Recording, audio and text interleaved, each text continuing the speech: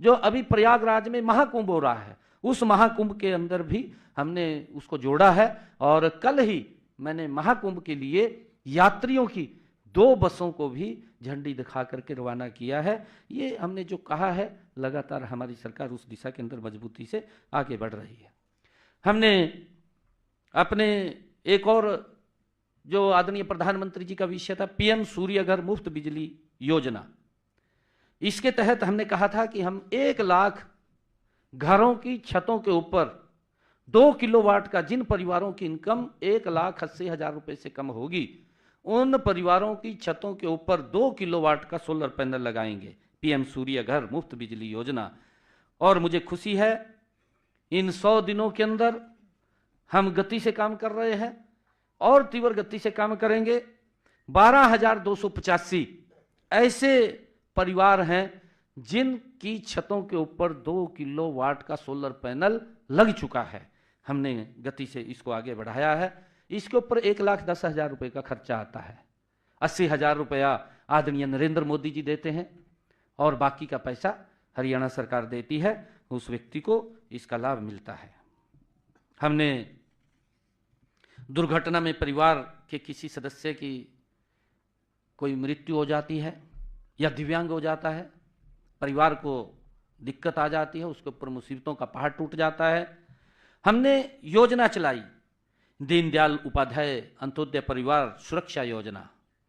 ये जो दीनदयाल उपाध्याय अंत्योदय परिवार सुरक्षा योजना ऐसे परिवारों के लिए जिन परिवारों की इनकम 1,80,000 रुपए से कम है, ऐसे परिवारों को अगर कोई दुर्घटना हो जाती है परिवार के साथ, परिवार के ऊपर दुखों का पहाड़ टूट जाता है, तो उसको संबल देने के लिए ये योजना है। और 6,279 ऐसे परिवार हैं जिनके खाते के अंदर हमने पिछले दिनों ही 233 करोड़ 67 लाख रुपया आर्थिक सहायता के रूप में उनके खाते के अंदर पहुंचाने का काम हमारी सरकार ने किया है।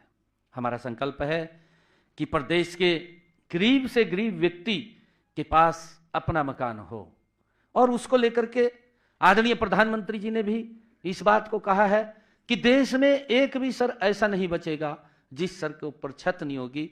उस सर के ऊपर छत देना ये हमारी सरकार का कमिटमेंट है और हम लगातार उसको देने का काम कर रहे हैं। इसी दिशा में हमने कदम बढ़ाते हुए 100 दिनों में प्रधानमंत्री आवास योजना शहरी तथा ग्रामीण के तहत 885 परिवारों को पक्का मकान बनाने के लिए 11 करोड़ 53 लाख रुपए की आर्थिक सहायता देने का काम हमने किया है। हमने गरीब परिवारों के लिए मुख्यमंत्री आवास योजना शुरू की है। हरियाणा के अंदर भी हमने इसको शुरू किया है। इसके तहत 14 शहरों में 15,256 गरीब परिवारों को 30-30 गज के प्लाट देने का काम ये हमारी सरकार ने किया है। और अब तक 11 पंचायतों में हमने जो पिछले दिनों कहा था, क्योंकि मैंने एक कार्यक्रम सोनीपत में किया था, सोनीपत के अंदर ऐसे परिवार, क्योंकि पूर्व की सरकारों ने वो वोट देखते थे, वोट के लिए राजनीति करते थे, परंतु हम वोट के लिए नहीं, हम मन से काम करते हैं, ईमानदारी से हमारी सरकार काम करती है। गरीब व्यक्ति को कैसे मजबूत किया जाए, ये पीड़ा नरेंद्र मोदी जी के मन में है कि गरीब व्यक्ति के चेहरे पर खुशहाली है, गरीब व्यक्ति खुशहाल मजबूत हो, उसको लेकर के हमारी सरकार उस तक लाभ पहुंचाए। उन्होंने तो वोट के लिए उनको 100 गज के प्लाट तो बोल दिए थे, परंतु न कागज दिए थे, न कब्जा दिया था, लोग चक्कर काट रहे थे। मैंने सोनीपत में कार्यक्रम करके ऐसे सब लोगों को हमने उनको कागज भी दिया, कब्जा भी दिया। आज वो बहुत संतुष्ट हैं। आज उनके मन में है कि सरकार कोई सुनने वाली आई है। और हमारी ये तीसरे टर्म की सरकार, आदरणीय नरेंद्र मोदी जी के नेतृत्व वाली सरकार, ये गरीब के हित की सरकार है, गरीबों को मजबूत करने वाली सरकार है। उनके अधिकारों का कोई हनन ना कर सके, उन अधिकारों को सुरक्षित करने वाली ये सरकार है। और हमने तभी एक निर्णय और किया था, हमने कहा था कि ऐसे जो परिवार छूट गए हैं, जिनको 100 गज का प्लाट नहीं मिला है, हमने उनके लिए भी अलग से एक योजना खड़ी की थी। और मुझे खुशी है आज बताते हुए कि हमने 11 ग्राम पंचायतों और 1 महाग्राम में 4,533 प्लाट कागज और कब्जे के साथ उनको दिए हैं। हमने ये निर्णय किया है कि हम 1 लाख परिवारों को, ऐसे जिन लोगों के पास अपना जमीन नहीं है, अपना मकान नहीं है, ऐसे लोगों को हम ग्राम के अंदर तो 100 गज का प्लाट और महाग्राम के अंदर उसको 50 गज का प्लाट देने का काम ये हमारी सरकार करेगी। और प्रधानमंत्री आवास योजना के तहत अभी आदरणीय प्रधानमंत्री जी ने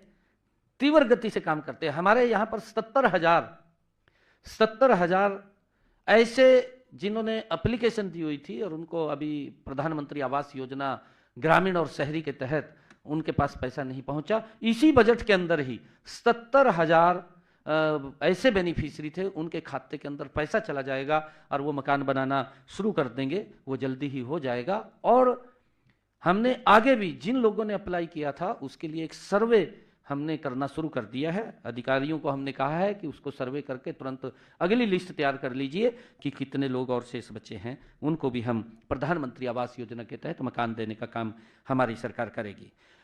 मैं कहना चाहूँगा कि पिछले दिनों एनसीआर क्षेत्र में प्रदूषण बढ़ने से भवन निर्माण के और दूसरे अन्य कार्य रोकने पड़े। माननीय सुप्रीम कोर्ट ने एक आदेश पारित किया। इससे हमारे जो मजदूर थे उनकी आजीविका प्रभावित हुई थी, क्योंकि हमारे जो मजदूर हैं वो सुबह कमाते हैं, शाम को खाते हैं। इस प्रकार की स्थिति है। कोरोना के अंदर भी इस प्रकार की स्थिति बन गई थी उनके सामने, परंतु सरकार मजबूती से उनके साथ खड़ी थी, उनको कोरोना में भी दिक्कत नहीं आने दी। और अब जब ये प्रदूषण को लेकर के उसके ऊपर जो ग्रेप 4 वो लगाया गया था, उसके माध्यम से हमने उनका जो गुजारा भत्ता है उसको फेज़ 1 व फेज़ 2 के अंदर उन सब ऐसे श्रमिकों को 4,51,00,000 हमारे जो पंजीकृत श्रमिक हैं उनके खाते के अंदर हमने 230 करोड़ रुपए वित्तीय सहायता के रूप में उनके खाते के अंदर पहुंचाया है, ताकि उनको पारिवारिक में कोई दिक्कत परेशानी ना हो। हमारी सरकार मजबूती से उनके हित के लिए काम कर रही है। इसके अलावा इसी अवधि में श्रमिकों के कल्याण की विभिन्न योजनाओं के तहत हमने 73,697 श्रमिकों को 50 करोड़ 28 लाख रुपए की वित्तीय सहायता वो भी दी है। हमने अपने इसी कार्यकाल के दौरान जो हीमोफीलिया व थैलीसीमिया बीमारी से ग्रस्त रोगियों को भी अभी कैबिनेट के अंदर हमने फैसला किया है और फैसला करके उनको 3,000 रुपये मासिक पेंशन का लाभ देने का काम हमने किया है। यह पेंशन हर आयु, पहले तो 18 वर्ष के बाद मिलती थी, परंतु अब हमने उस कंडीशन को हटा दिया है और कंडीशन को हटा करके किसी भी आयु में जब इस प्रकार की बीमारी हीमोफीलिया या थैलीसीमिया बीमारी से अगर कोई ग्रस्त होता है उसको पेंशन देने का निर्णय हमने किया है और उसका लाभ ऐसे पेशेंट जो रोगी हैं उनको मिलेगा। हमने हरियाणा के अंदर यह भी निर्णय किया है कि जो दिव्यांग पेंशन के नियम 2016 में संशोधन करके उसको भी 3,000 रुपये मासिक दिव्यांग पेंशन का लाभ 10 और श्रेणियों को भी दिया गया है। अभी कैबिनेट के अंदर हमने फैसला लिया था, उसको जोड़ा है। इससे हरियाणा प्रदेश के 32,000 दिव्यांग जन लाभान्वित होंगे। 32,000 और लोग इसके अंदर जुड़े हैं, उनका बड़ा लाभ इस फैसले के माध्यम से जो हमने कैबिनेट के अंदर लिया है उसका लाभ मिलेगा। मैं बताना चाहूँगा कि हमने महिलाओं को भी स्वावलंबी बनाकर उनका सशक्तिकरण करना एक हमारा प्रमुख प्राथमिकता है। आदरणीय प्रधानमंत्री जी, हमारी डबल इंजन की सरकार महिलाओं को लगातार सशक्त और मजबूत करने का काम कर रही है। आदरणीय प्रधानमंत्री नरेंद्र मोदी जी ने देश की आधी आबादी को सशक्त उद्घाटन किया जा रहा है।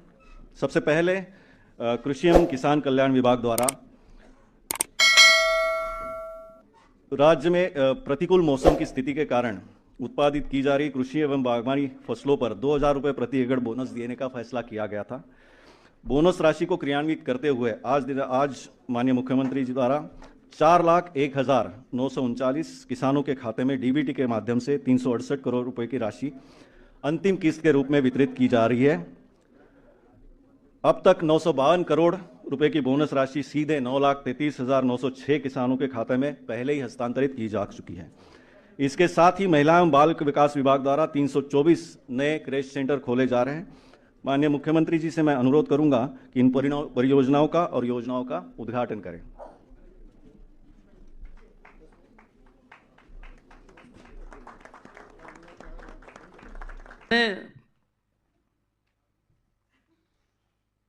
हरियाणा के अंदर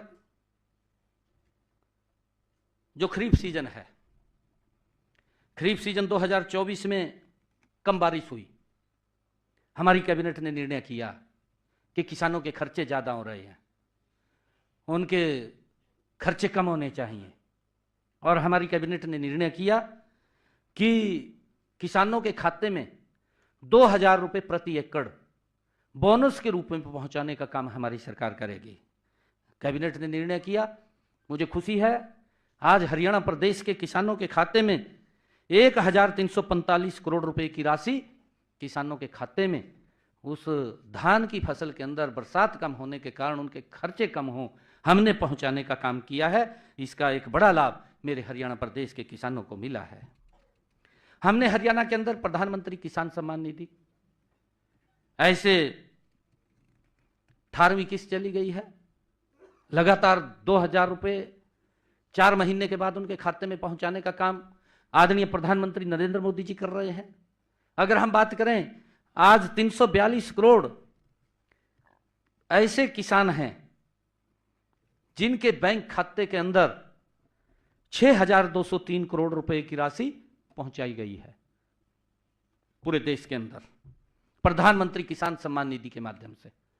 कांग्रेस के लोग बताएं, किसानों के हित में क्या काम किया है?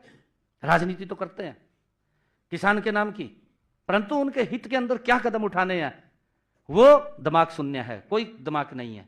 वे किसानों को मजबूत भी करना है, अन्नदाता है, हमारे लिए प्रिय है, हम उसकी मजबूती के लिए एक एक कदम उठा रहे हैं, उनको मजबूत कर रहे हैं। हमारे हरियाणा के अंदर हमने 19 लाख ऐसे किसान हैं जिनके खाते के अंदर प्रधानमंत्री किसान सम्मान निधि वो लगातार पहुंच रही है। पराली के प्रबंधन के लिए, क्योंकि दिल्ली के अंदर अब इलेक्शन चल रहा है, वहां के मुख्यमंत्री केजरीवाल साहब